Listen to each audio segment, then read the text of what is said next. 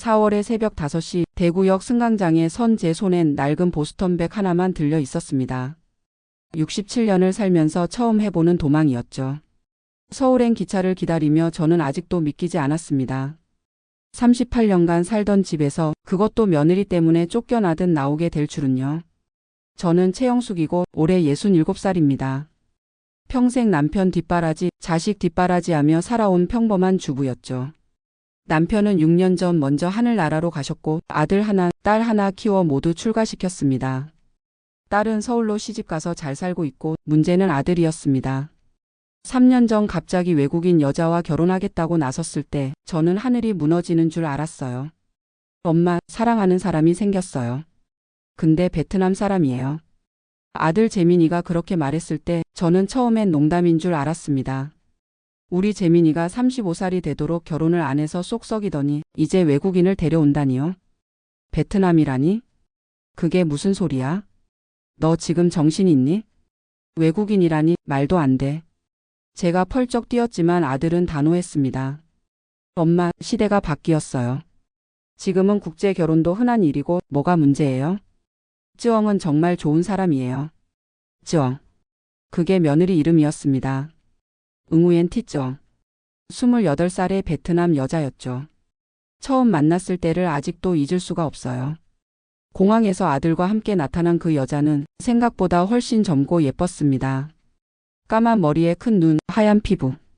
베트남 전통 의상인 아오자이를 입고 있었는데 마치 영화에서 튀어나온 것 같았어요.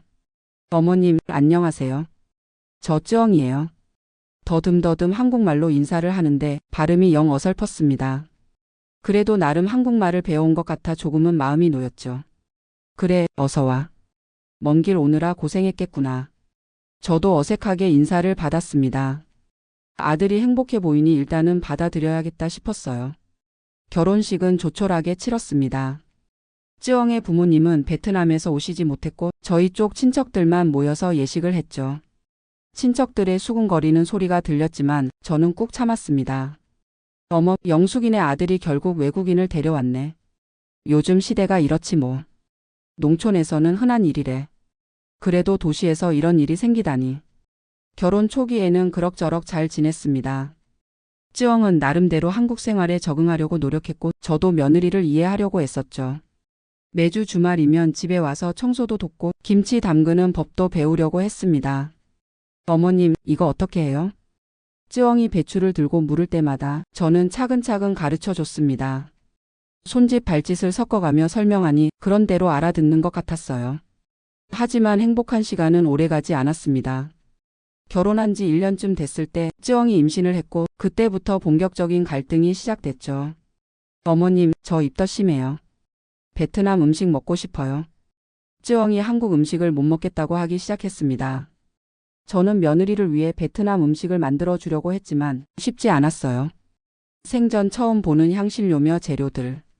피시 소스라는 생선 냄새 나는 소스를 음식에 넣는다는 게 도저히 이해가 안 됐습니다. 쯔엉아, 그냥 된장국이라도 먹어봐. 영양가 있고 좋잖아. 어머님, 저 정말 못 먹어요. 냄새만 맡아도 토할 것 같아요.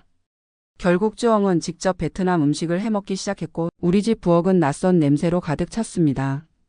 고수라는 향채 냄새, 느엉맘이라는 생선 소스 냄새, 온갖 향신료 냄새가 뒤섞여서 머리가 아플 지경이었죠. 아들은 그런 쯔엉을 감싸기만 했습니다. 엄마, 쯔엉이 임신해서 예민한 거잖아요. 이해해 주세요. 이해? 내가 얼마나 이해를 하는데?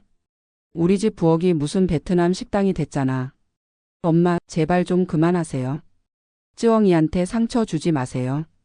아들과 저 사이도 점점 멀어졌습니다. 예전엔 매일 전화하던 아들이 이제는 일주일에 한 번 전화하기도 힘들어했죠. 아이가 태어나고 나서는 상황이 더 악화됐습니다. 손자 이름을 놓고도 한바탕 싸웠어요. 어머님, 아이 이름 베트남식으로도 하나 지어주고 싶어요. 뭐라고? 한국에서 살 아이한테 무슨 베트남 이름이야? 엄마, 쯔엉도 아이 엄마예요. 아이한테 베트남 이름 하나 있으면 뭐가 어때서요? 결국 손자는 한국 이름 민중과 베트남 이름 안둑이라는 두 개의 이름을 갖게 됐습니다. 저는 끝까지 반대했지만 아들은 제 말을 듣지 않았죠. 육아 방식도 달랐습니다. 쯔엉은 아이를 너무 느슨하게 키웠어요. 기저귀도 제때 안 갈아주고 이유식도 베트남식으로 만들어 먹였습니다. 쯔엉아, 아이한테 그렇게 매운 걸 먹이면 어떡해? 어머님, 베트남에서는 다 이렇게 먹어요. 괜찮아요. 괜찮긴 뭐가 괜찮아. 한국 아이는 한국식으로 키워야지. 명절 때마다 갈등은 극에 달했습니다. 쯔엉은 제사 지내는 것도 이해 못했고 차례상 차리는 것도 서툴렀어요. 전 부치는 것도 못하고 나물 무치는 것도 엉망이었죠. 어머님, 베트남에서는 이런 거 안 해요. 왜 이렇게 복잡해요? 복잡하긴 뭐가 복잡해? 우리 집안 대대로 내려오는 전통이야. 설날엔 더 했습니다. 쯔엉이 베트남 전통 음식을 만들어 와서 차례상에 올리겠다고 했을 때 저는 정말 기가 막혔어요. 월남 쌈을 차례상에 올린다고? 너 지금 정신 있니? 어머님, 저도 가족이에요. 제 나라 음식도 올리고 싶어요. 안 돼. 절대 안 돼. 조상님들이 뭐라고 하시겠어? 그날 저녁 저는 아들에게 최후 통첩을 했습니다. 재민아, 이제 결정해. 엄마냐, 쯔엉이냐. 엄마, 왜 그런 극단적인 선택을 하라고 하세요? 극단적이라고? 내가 얼마나 참았는데. 이 집은 한국 사람이 사는 집이야. 베트남 사람이 주인 행세하는 집이 아니라고. 그러자 그동안 참고 있던 쯔엉이 폭발했습니다. 어머님, 저도 이제 못 참아요. 저도 사람이에요. 왜 맨날 저만 나쁜 사람 만들어요? 쯔엉의 서툰 한국말로 터져 나온 울분에 저도 놀랐습니다. 그동안 쌓인 게 많았나 봐요. 어머님은 처음부터 저 싫어했어요. 외국인이라고 말 못한다고 무시했어요. 저도 노력했어요. 한국말 배우고 한국 음식 만들고. 근데 어머님은 항상 부족하다고만 해요. 쯔엉은 눈물을 흘리며 계속 말했습니다. 저도 엄마 있어요. 베트남에 계신 엄마도 저 보고 싶어 해요. 근데 저는 한국 와서 어머님 모시고 살아요. 그런데 왜 저만 나쁜 며느리예요? 아들이 쯔엉을 안아주며 말했습니다. 엄마, 이제 그만하세요. 쯔엉이가 얼마나 힘들었는지 아세요? 타국에 와서 적응하느라 얼마나 고생했는지. 엄마가 너무하세요. 그 말에 저는 숨이 막혔습니다. 내 아들이 나보다 며느리 편을 든다니. 38년간 살던 내 집에서 내가 이방인이 된 기분이었어요. 그래, 알았다. 내가 나가면 되지. 내가 없어지면 너희들 편하겠지. 그렇게 소리치고 방문을 쾅 닫고 나왔습니다. 그날 밤 저는 잠을 이루지 못했어요.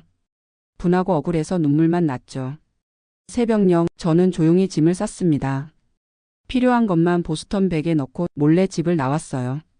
서울에 있는 딸네 집으로 가기로 했죠. 기차 안에서 저는 계속 생각했습니다. 내가 뭘 잘못했나. 그저 한국의 전통을 지키려 했을 뿐인데. 우리 집안의 법도를 가르치려 했을 뿐인데. 서울역에 도착했을 때는 아침 9시였습니다. 딸에게 전화를 걸었더니 깜짝 놀라며 물었죠. 엄마, 무슨 일이야? 왜 갑자기 서울에? 그냥 좀 쉬러 왔어. 며칠만 신세 좀 지자. 딸네 집에 도착하니 딸이 걱정스러운 얼굴로 맞아줬습니다. 사위는 출근하고 없었고 외손녀는 학교에 갔더군요. 엄마, 도대체 무슨 일이야? 오빠네랑 또 싸웠어? 싸우긴 뭘 싸워.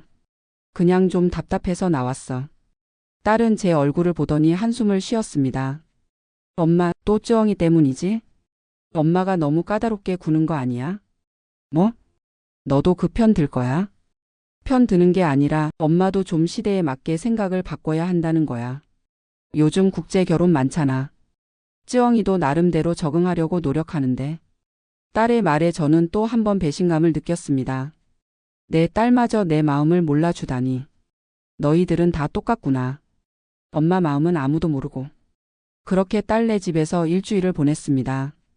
아들은 매일 전화를 걸어왔지만 받지 않았어요. 문자도 수십 통 왔지만 읽지도 않았죠. 그러던 어느 날 뜻밖의 방문객이 찾아왔습니다. 쯔엉이었어요. 혼자가 아니라 민준이를 안고 왔더군요. 어머님, 저예요. 얘기 좀 하고 싶어요. 딸이 거실로 안내하고는 슬그머니 자리를 피해줬습니다. 쯔엉과 저 그리고 손자 민준이만 남았죠. 한참 동안 침묵이 흘렀습니다. 먼저 입을 연 건 쯔엉이였어요. 어머님, 죄송해요. 제가 많이 부족했어요. 쯔엉의 눈에 눈물이 고였습니다. 저도 엄마예요. 민준이 키우면서 어머님 마음 조금은 알 것 같아요. 자식 위하는 마음, 가족 지키려는 마음. 저는 아무 말도 하지 않고 들었습니다. 어머님, 저 한국 정말 좋아해요. 재민 오빠도 사랑하고 이 가족도 사랑해요. 그런데 가끔 너무 힘들어요. 고향 그리워도 참고, 엄마 보고 싶어도 참고, 베트남 음식 먹고 싶어도 참고. 쯔엉의 말에 제 마음 한구석이 찔렸습니다. 어머님도 딸 있으니까 아시잖아요. 딸이 시집가서 힘들면 얼마나 마음 아픈지. 우리 엄마도 베트남에서 매일 저 걱정해요. 한국에서 잘 사는지, 시어머니가 잘해주는지. 그때 민준이가 재롱을 피우며 제게 손을 뻗었습니다. 할머니. 그 한마디에 제 마음이 무너졌습니다. 아이의 맑은 눈을 보니 제가 얼마나 옹졸했는지 깨달았어요. 어머님, 저희 다시 시작하면 안 될까요? 제가 더 노력할게요. 한국 문화도 더 배우고 어머님 마음에 들게 해드릴게요. 대신 어머님도 저 조금만 이해해 주세요. 가끔은 베트남 음식도 먹게 해주시고 명절에 베트남 음식 한두 개 정도는 올려도 되게 해주세요. 쯔엉의 간절한 눈빛을 보며 저는 그동안 제가 얼마나 편협했는지 알았습니다. 한국의 전통을 지킨다는 명목으로 한 여인의 정체성을 부정했던 거죠. 그리고 어머님, 하나 더 말씀드릴 게 있어요. 쯔엉이 가방에서 뭔가를 꺼냈습니다. 사진첩이었어요. 이거 어머님 젊으셨을 때 사진이죠. 재민 오빠가 보여줬어요. 사진 속엔 젊은 시절에 제가 있었습니다. 시집 온 지 얼마 안 됐을 때 시어머니와 함께 찍은 사진이었죠. 어머님도 시집 처음 오셨을 때 힘드셨죠. 시어머니가 엄하셨다고 들었어요. 맞았습니다. 저희 시어머니는 정말 엄하신 분이었어요. 경상도 양방 가문 출신으로 법도와 예절을 중시하셨죠. 저도 시집살이 하면서 많이 울었던 기억이 났습니다. 그때 시어머니가 이렇게 말씀하셨대요. 며느리야, 내가 너무 엄해도 이해해라. 다 너희 가족 잘 되라고 하는 거다. 어머님도 저한테 그런 마음이시죠? 순간 제 눈에서 눈물이 흘렀습니다. 맞아요. 저도 다 가족을 위한 마음이었는데 방법이 틀렸던 거죠. 어머님, 저희 가족 함께 행복하게 살아요. 한국 전통도 지키고 베트남 문화도 조금씩 받아들이면서. 민준이는 두 나라 문화를 다 알고 자라면 더 넓은 세상을 볼 수 있을 거예요. 쯔엉의 말이 맞았습니다. 세상은 넓어지고 있는데 저만 좁은 울타리 안에 갇혀 있었던 거예요. 쯔엉아, 미안하다. 내가 너무 답답하게 굴었구나. 아니에요, 어머님. 저도 더 노력할게요. 김치 담그는 것도 더 열심히 배울게요. 그날 저는 쯔엉과 손자를 데리고 집으로 돌아왔습니다. 아들은 제가 돌아온 걸 보고 눈물을 흘렸어요. 엄마, 죄송해요. 제가 엄마 마음을 헤아리지 못했어요. 아니라 내가 더 미안하다. 이제부터는 우리 모두 서로를 이해하면서 살자. 그 후로 우리 가족은 많이 달라졌습니다. 명절 때는 한국 전통 음식과 베트남 음식을 함께 올리고 주말엔 가끔 베트남 식당에도 갑니다. 쯔엉은 한국 요리를 더 열심히 배우고 저도 베트남 문화에 관심을 갖기 시작했죠. 민준이는 한국말과 베트남어를 모두 하는 똑똑한 아이로 자라고 있습니다. 할머니라고 부를 때도 있고 바노이라고 베트남식으로 부를 때도 있어요. 처음엔 어색했지만 이제는 자연스럽게 받아들입니다. 작년에는 쯔엉의 부모님이 한국에 오셨어요. 사돈을 만나보니 저와 똑같은 마음이더군요. 딸 걱정에 노심초사하는 모습이 제 모습과 다르지 않았습니다. 우리 쯔엉이 잘 부탁합니다. 쯔엉 어머니가 서툰 한국말로 말씀하실 때 저는 그분의 손을 꼭 잡았습니다. 걱정 마세요.